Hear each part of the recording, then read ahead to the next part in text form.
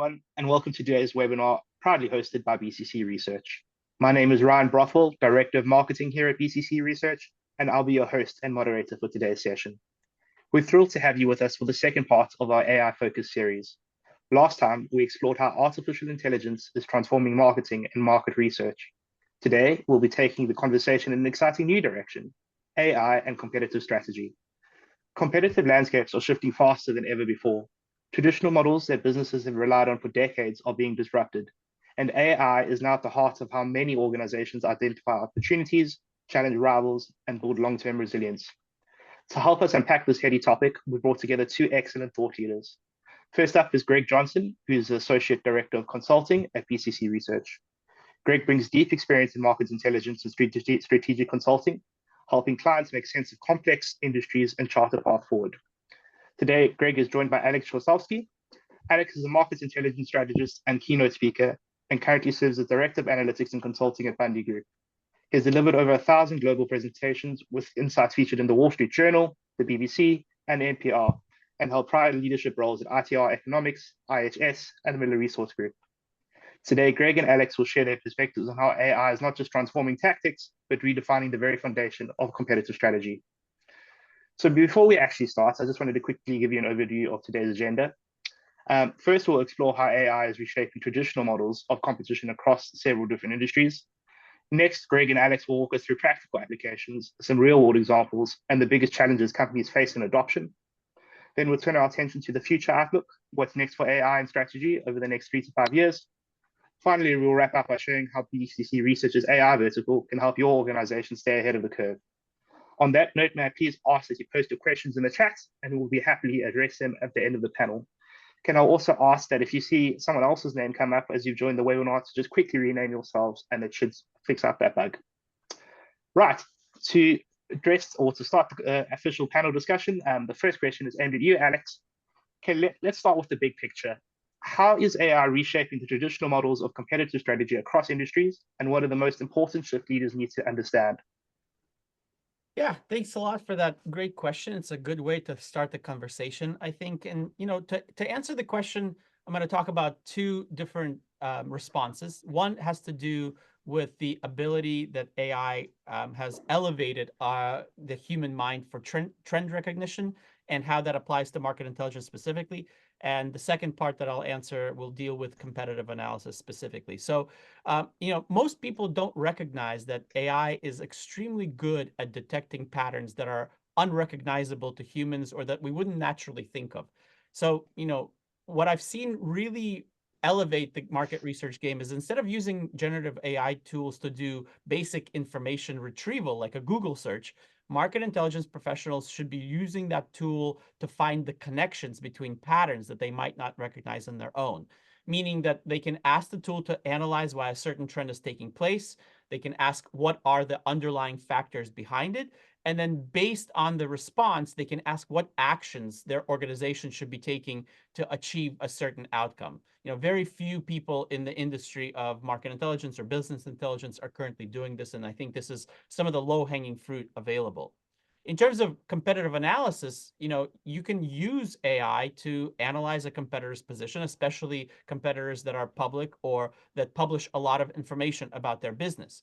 You can use AI to gather the information and then make connections around what the competitor is doing. It's all going to be based off of public information, but oftentimes there's more public information than what most people realize. And, when they're doing competitive research, they typically miss on some of that. So the ability to really elevate the typical market intelligence professional's ability to both identify and collect the data, and then to spot the trends that are going on within that data is a really significant improvement in the market intelligence realm that I think most companies are still at the very early innings of taking advantage of.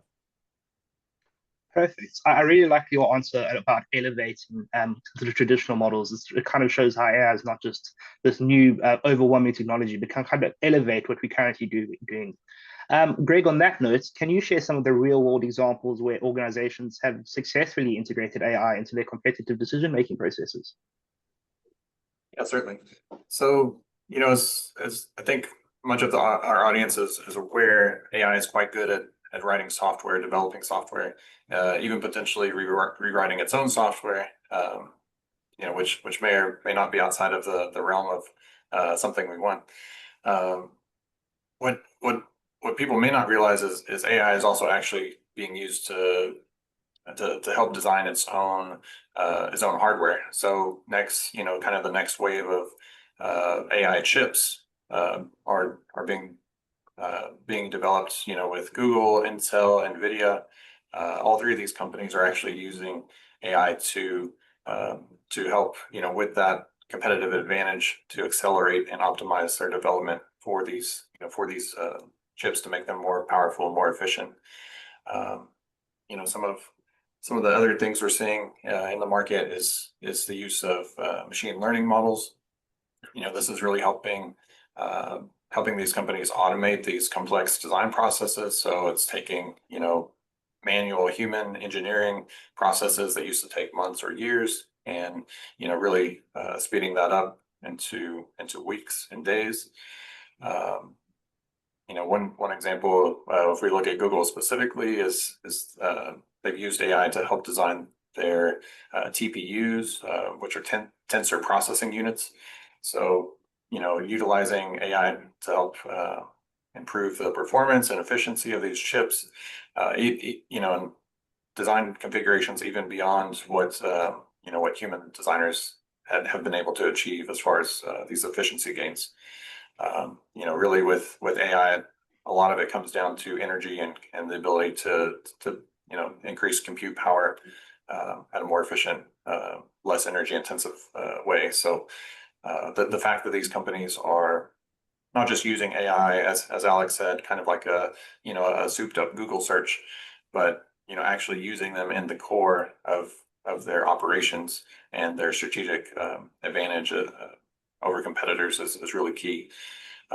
Another example I wanted to touch on, if we shift over to the energy sector, is if we look at a company like Shell.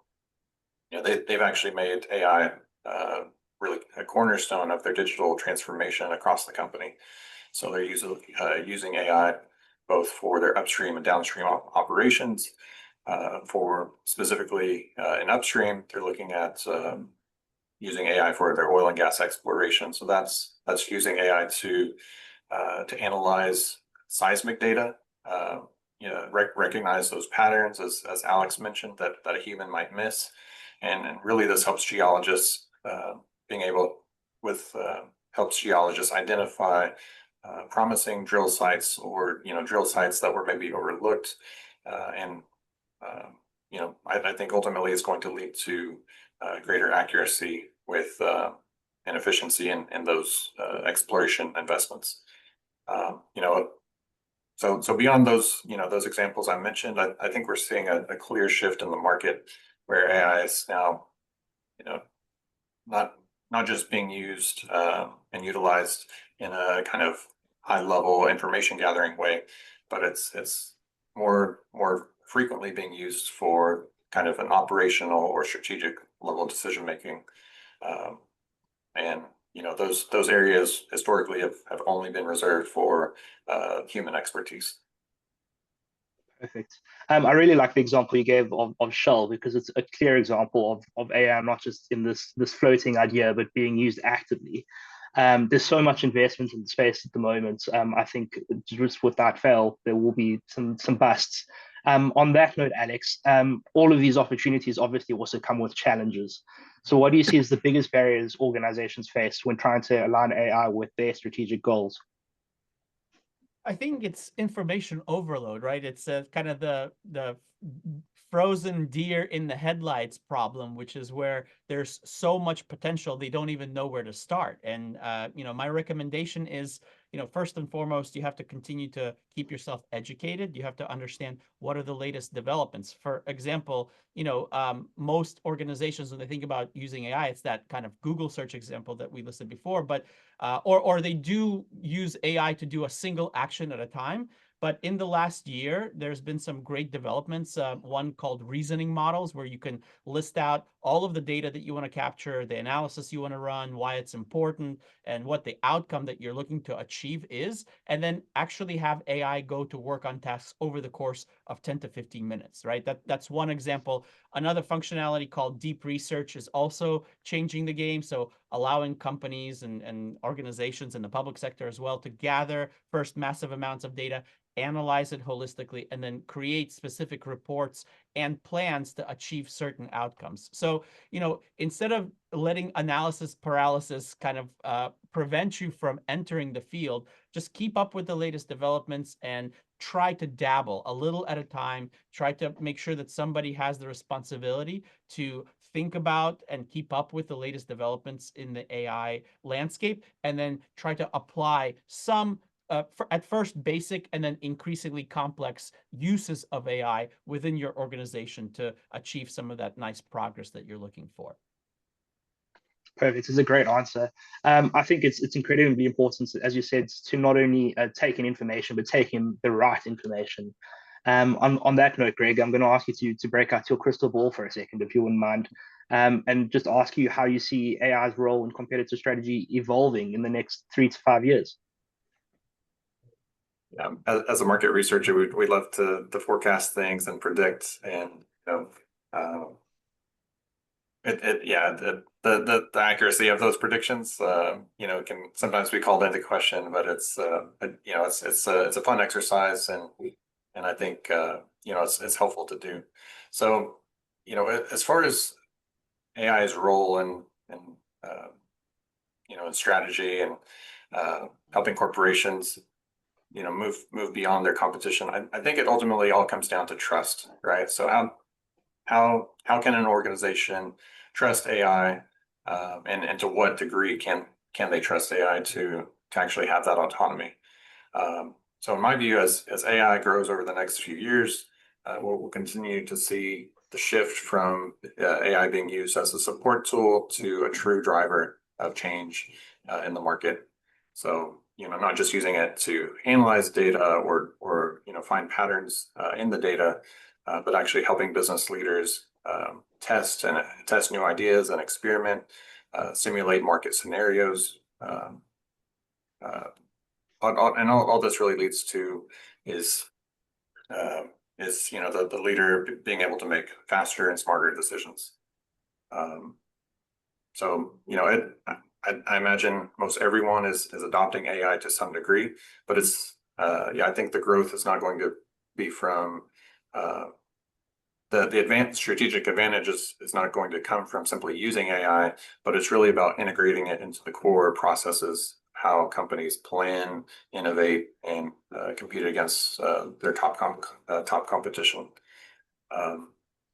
Specifically, if we look at some of the major shifts in where we're headed, Alex touched on this, but the use of what's called agentic AI or AI agents. So these are systems that can act autonomously to achieve specific goals within the boundaries and parameters that you set for them.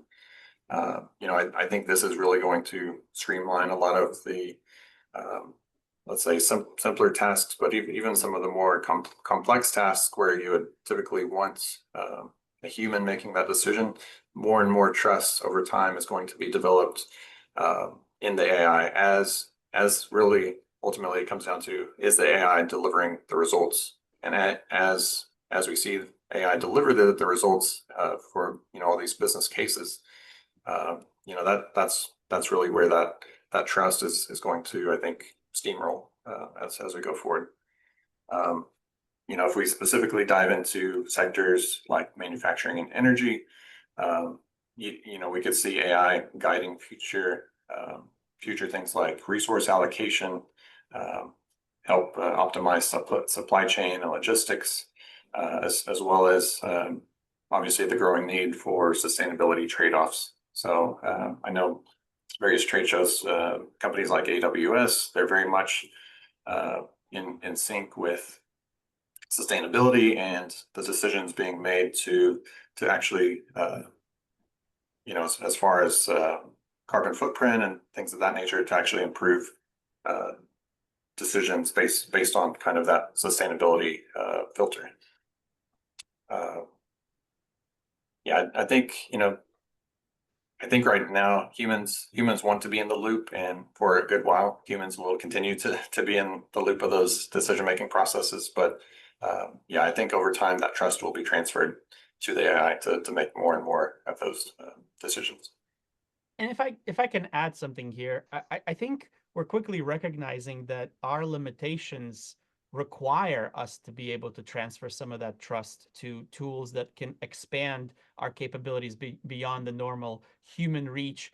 So one of the things that I do when I deliver presentations on the economy, on geopolitics, and I do this about 100 times a year, is I advocate that instead of being reactive in terms of when things happen around the world, whether it's a policy agenda item that gets passed into law or some sort of macroeconomic development, is that companies and organizations need to be planning for a variety of different scenarios. And so they're not reactive in their approach to strategy formulation. They're proactive, and they know exactly what they will do if scenario A happens versus scenario B, C, D, E, and F. And it's almost an infinite list of scenarios. Now, you can't really do that at scale, but certainly with tools like AI, and given the trust that Greg talked about, growing over time, that is going to be a lot more feasible. That way, you're not reacting to stimuli. You already know in advance what you're going to do by feeding all of the potential scenarios into the system and then asking it to come up with a plan of action that you can implement if said scenario comes to pass. So you're getting that first mover advantage, oftentimes allowing you to take market share or to mitigate geopolitical risk, or to whatever level you want to implement that. That's what AI is really going to amplify the human ability relative to what strategic organizations, and planners have been asked to do so far with their limited resources. I think that this is really going to magnify that to an exponential scale, as you asked during your question. One term in particular comes to mind. So at West Point Military Academy, which gets involved into a lot of military war games, they have this term called VUCA, V-U-C-A. It's volatility, uncertainty, complexity, and ambiguity. And I think we'll all agree that based on, the events of just this year alone, the amount of VUCA in all of our lives has increased exponentially relative to even just 2024. So you can see how, now that we're a little bit of acceptance has set in, and we know that it's not just uncertainty, but rather complexity that's going to be the dominant force of our lives moving forward, the more tools like AI that we can bring to bear to amplify our ability to plan for those scenarios, I think the better off we're all going to be. Thanks for that, Alex. I can definitely touch on your point there. It definitely feels like there's been an increase in VUCA this year. I also want to touch on another point you raised about companies being proactive and kind of making that first mover advantage to get ahead of the competition. When looking at that, what are some of the immediate steps that companies can take now to start leveraging AI for a stronger competitive edge? Well, I would say, education is still the primary kind of first step. You have to understand there are a variety of large language models in play. They all have different capabilities, different price points. So figuring out, first of all, which tool is correct for you, I think is step number one. And then once you start to have a better understanding of which of the tools you want to be using, then slowly but surely ask people within your organization to start experimenting with them, start using them to supplement some of their regular tasks, some actual implementation, perhaps in writing some content, of course, as a helper tool, not as a replacement for writing that you'll do yourself. And then again, as I mentioned earlier, instead of using it as a Google search, start asking it more strategic questions, start formulating prompts that are more complex in nature, that will require some thought and reasoning process on behalf of AI. Ask it to clearly document the assumptions and the sources that it's using to come up with those answers. And the more comfort you gain as you start to utilize it more and more, the more your capabilities of leveraging this fantastic tool are going to grow over time. Perfect. Thanks for that. Thanks to both of you, Greg and Alex, for those incredibly valuable insights. Obviously, this is a BCC Research webinar, so we'll be taking these conversations beyond just theory and also taking them into practice. Our AI vertical is dedicated to uncovering the real-world adoption patterns, risks, and opportunities of AI across industries. On that note, Greg, can you discuss some of the work BCC Research is doing with its AI vertical and how it can give businesses a competitive edge? Certainly. So BCC, we've been building out our AI vertical for some time. We recently launched that back in August, so still fairly new, but growing rapidly. Right now we've got over 60, almost 70 reports as part of our AI vertical, and that's growing every month as our analysts continue to build out that vertical. Really what you get with that is consists of 4 core AI reports. So that's looking at the market for AI around various topics. We cover adoption, disruption, spending or investment, and then use case scenarios. The other thing that we're really excited about too is our AI sentiment index.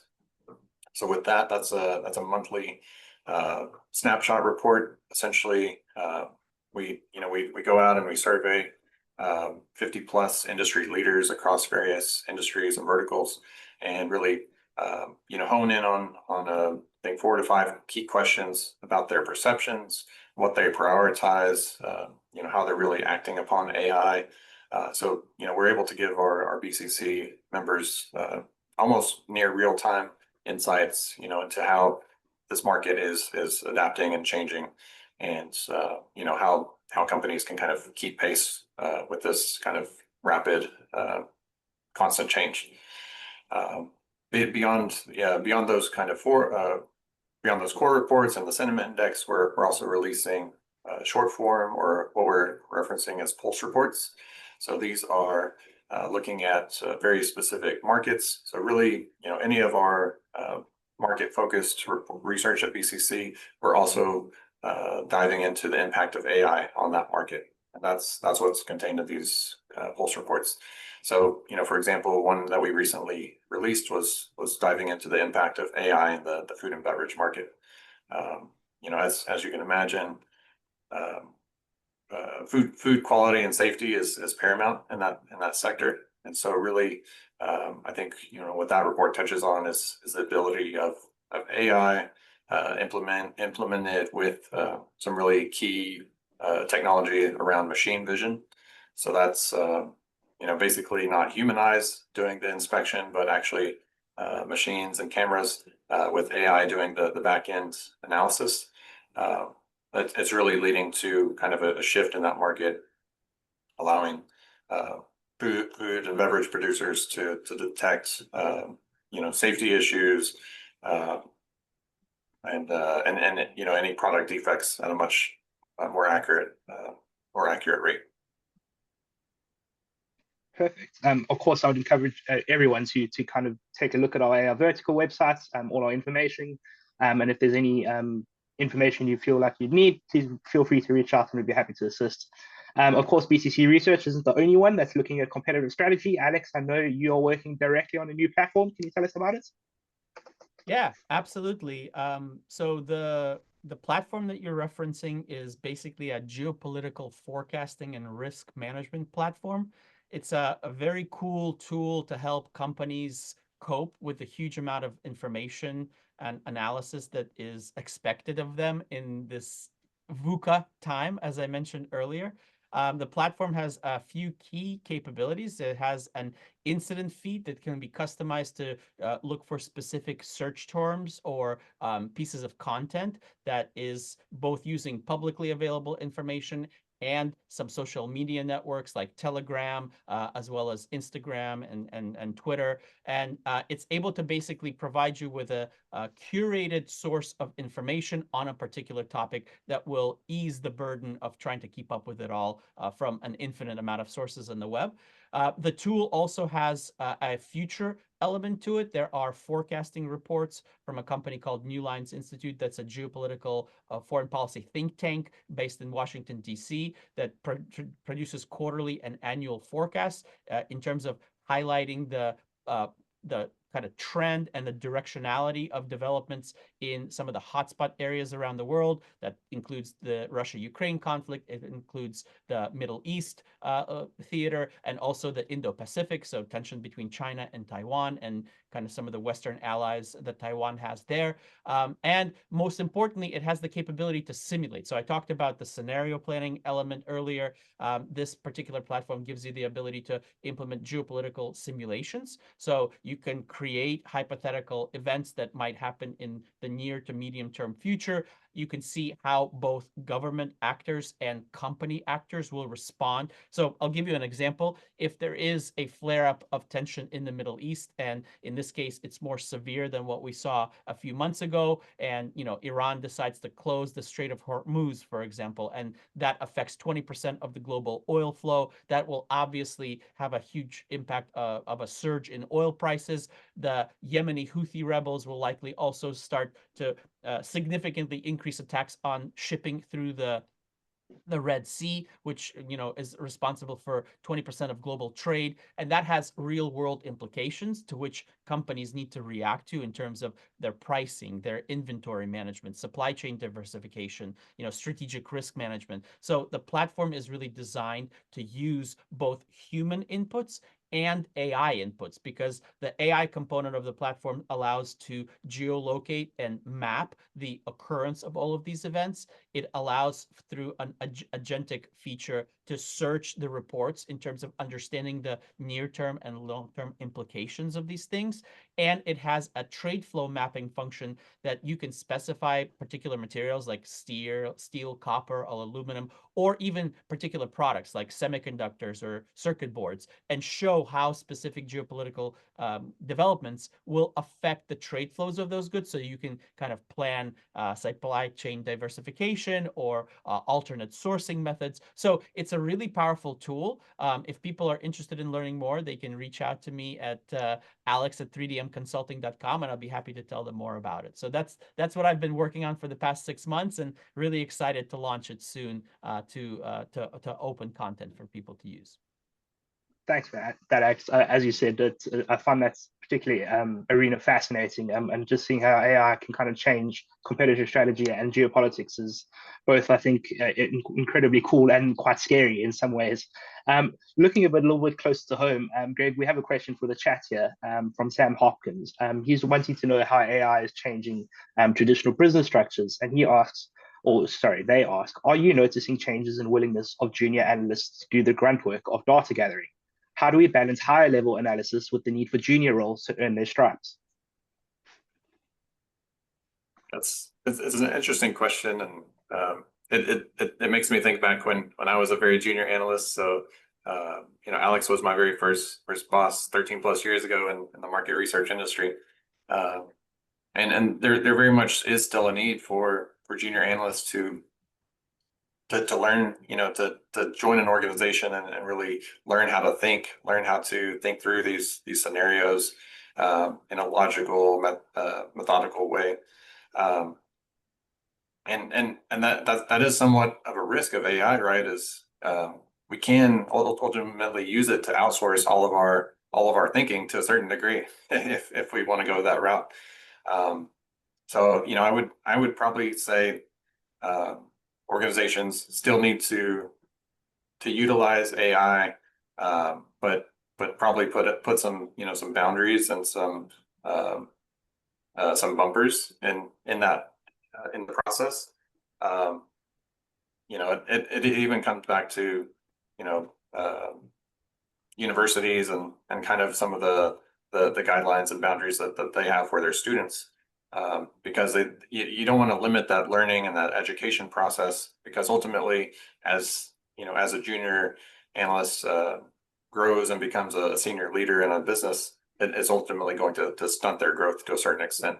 So yeah, I would say continue to allow access and AI to be utilized, but have human checks in place, have senior leaders that are able to mentor those junior analysts to really kind of bring them up in the proper way to think and make decisions in various scenarios, rather than kind of outsourcing any and all tasks and thinking to the AI.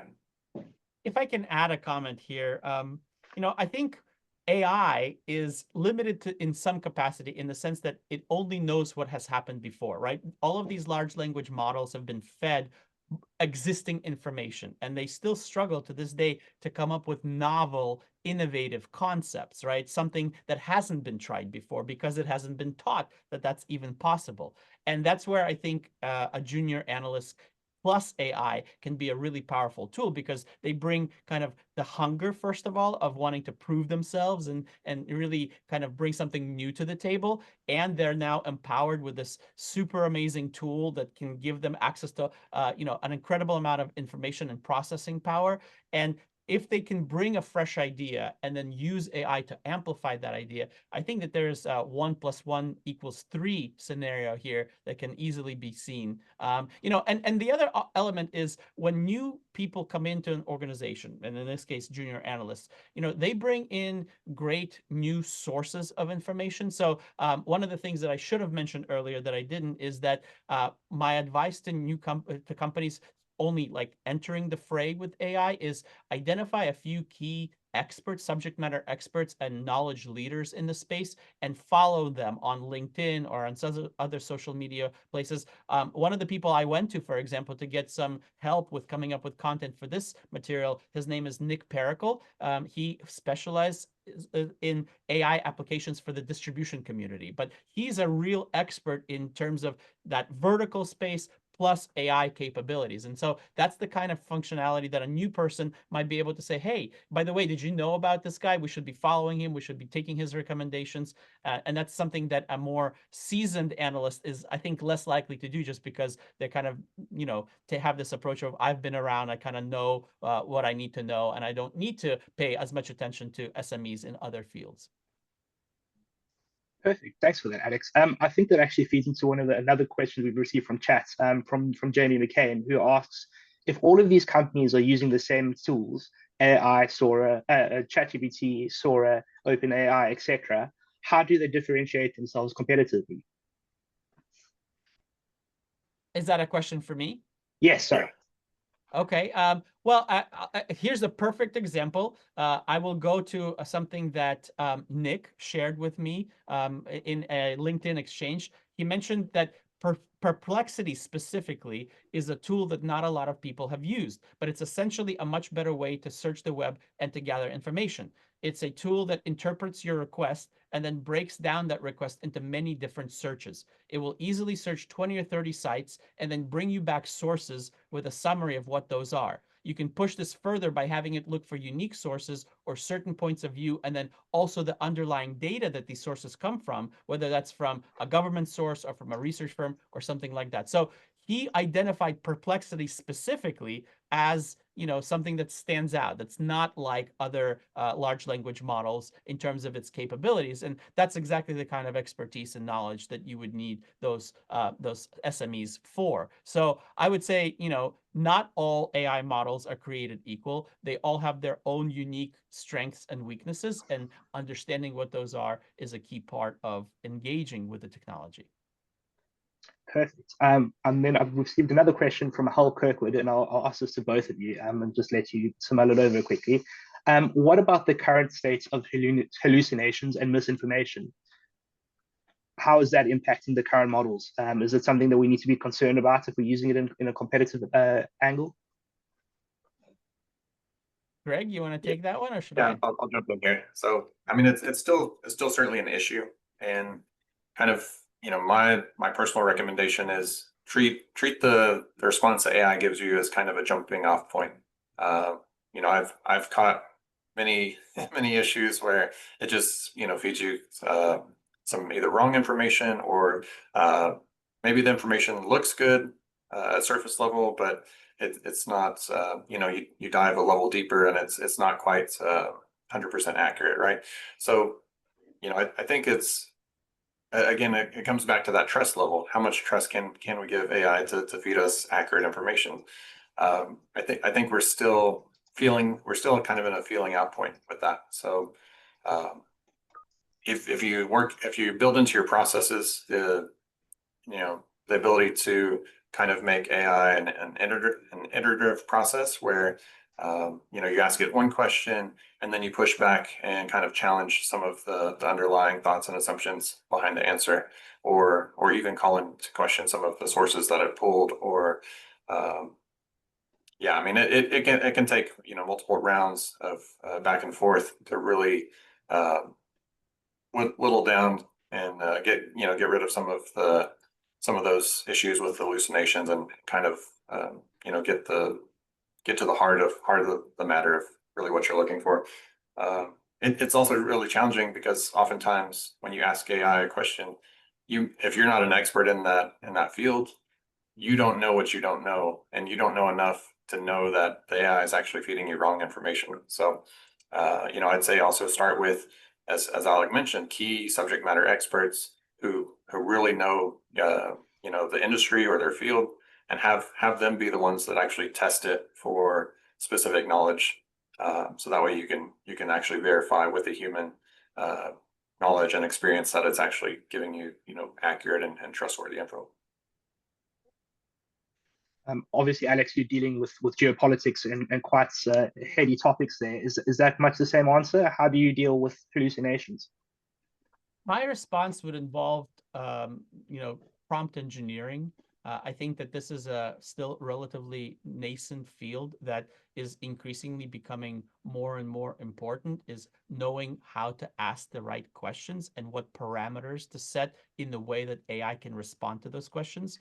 One of the things that I typically do when I interact with a large language model is ask it to provide sources from which it claims the facts are coming from. That way I can go back and verify if that source is valid, if it's real, or if it's just something that the AI is basically trying to make up from thin air.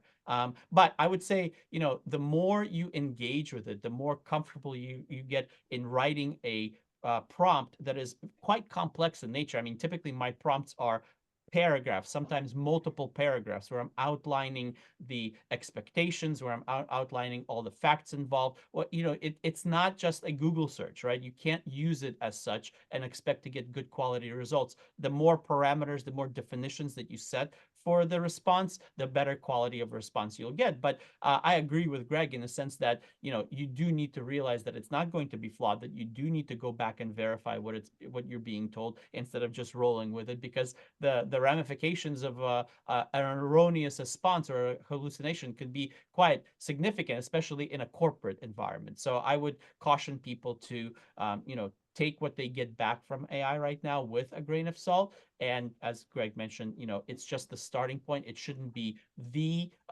response that you go with. It's just to kind of fill out the response that you're looking to generate yourself. Perfect. I'm going to take one more question from chat, and I'll direct it to you, Greg, and then if you wouldn't mind jumping in afterwards, Alex. Are there any concerns about an AI bubble, and how do companies differentiate themselves and ensure that they survive long term? Yeah, I mean, I think back to, just most recently in my lifetime, the internet bubble, right? So late 90s, early 2000s, you have this massive influx of investment and development with the internet. There was certainly a bubble, and many companies did end up, going the way of the dinosaur and losing their shirt. And I'm sure we're likely to see a similar thing with AI, right? We have this huge rush of new startups, massive investment, massive infrastructure build out across the race for building these data centers, and the power and energy and water needs behind that. That's the infrastructure build out. That's actually a topic BCC's diving into now with an upcoming report that'll be interesting in Q4. But yeah, sorry, I lost my train of thought there. But yeah, I'm sure we're going to see some over the coming years. Definitely some companies fall off and decide, okay, well, either they've made some poor choices in how they tried to ramp and scale, or simply they were beat out by better competition, better products out there. It's I mean, we see this all the time with Blu-ray, DVD.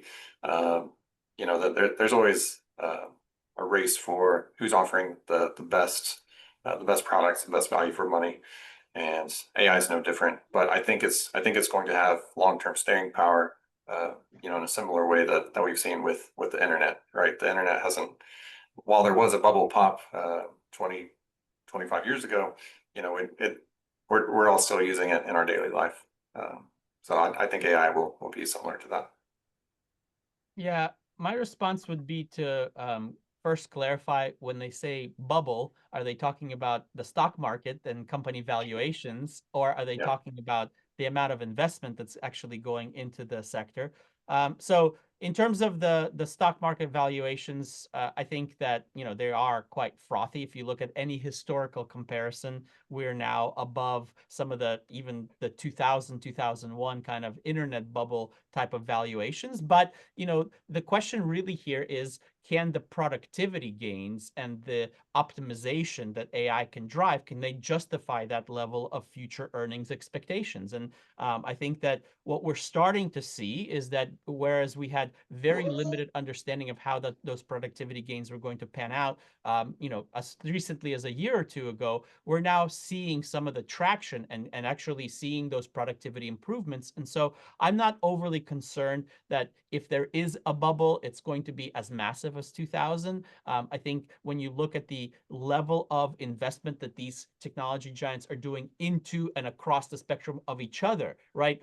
NVIDIA investing in OpenAI, and they have a relationship with Microsoft, and Amazon is involved, and Anthropic is involved. I mean, it's a web almost of service providers and hardware and software providers. So I think that any pullback in that technology space is likely to be temporary. And I think that just as with the internet stock valuations, while there was a bit of a deflation of that bubble for a period of time, if we look at company valuations, several years past that, they were back in record territory. And I think we're probably going to see a similar trend emerge here. Now, on the capability side, on the actual CapEx side, I mean, it's really amazing how much investment is happening. We're talking about trillions of dollars are being pumped into various, whether it's, semiconductor cooling technology, data center construction. I mean, right now, if you look at construction activity in the US overall, total construction is down. Data center construction is kind of the single bright spot. It's up and up quite significantly.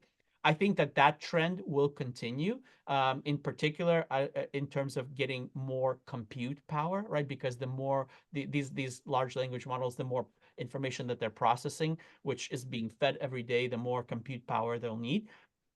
We will have certain other limitations. Water, for example, is a great limiting factor. There's not an easy solution to that. Whereas with power, I think, particularly if you look at modularized nuclear power reactors that are in development in Silicon Valley and other places around the world, I think we're going to have an answer to the power question much sooner than we'll have an answer to the water question. So I think that maybe we are getting a bit ahead of ourselves, but it's all a question of who's first, who is the first one to develop that latest capability. And as a result of that, I don't see that investment slowing. Companies like Meta and others in the space have already outlined their plans of investment that are, for the next 3 to 5 years, they're investing hundreds of billions of dollars a year. So I don't see that deflating substantially either. Now, there will likely be pullbacks, and we saw, kind of maybe a hit on a bit of a hit on the brakes because Microsoft, for instance, realized that they had overextended themselves in terms of the amount of data construction they had planned relative to their ability to provide both power and water. But those are going to be more likely temporary, in my view, rather than anything long-term disruptive to the nature of the industry as a whole. Perfect. Thanks, Alex. That's a really great detailed answer, and it is appreciated. I also think that's a great place to leave it for today. I think one thing we've definitely seen is that AI is not just another tool in the strategy toolkits. It is a core driver of competitive advantage, and it's helping companies adapt, differentiate, and lead in uncertain markets. As Alex nicely puts it, it's VUCA. So on behalf of BCC Research, I'd like to sincerely thank our panelists, Greg and Alex, for sharing their expertise. And of course, thanks to all of you for joining us today. As a reminder, today's attendees will have the opportunity to explore our latest AI sentiment index, which you can find in the chat. It will also be emailed to you shortly. This is your chance to access some real-time insights, competitive benchmarking, and research-driven intelligence that can give you a true edge in your industry. Please take a moment to follow the link shared in the chat or visit our website for more details. Otherwise, thank you again for being part of today's conversation, and we look forward to seeing you at our next webinar. Thanks, everyone.